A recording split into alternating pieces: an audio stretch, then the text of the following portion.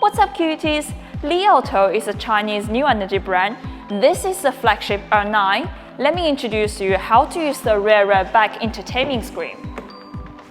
There's an entertainment screen on the second row seating. Find the shortcut in the HMI screen. Click the rear entertainment page to open.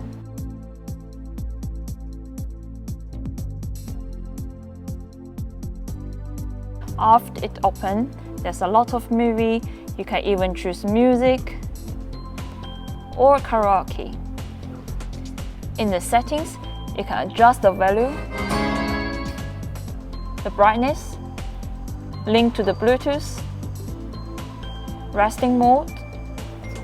This is the seat massage.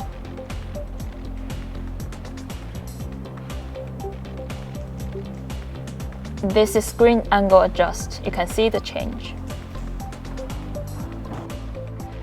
This is the audio and video vibrating intensity. And this is a hotspot.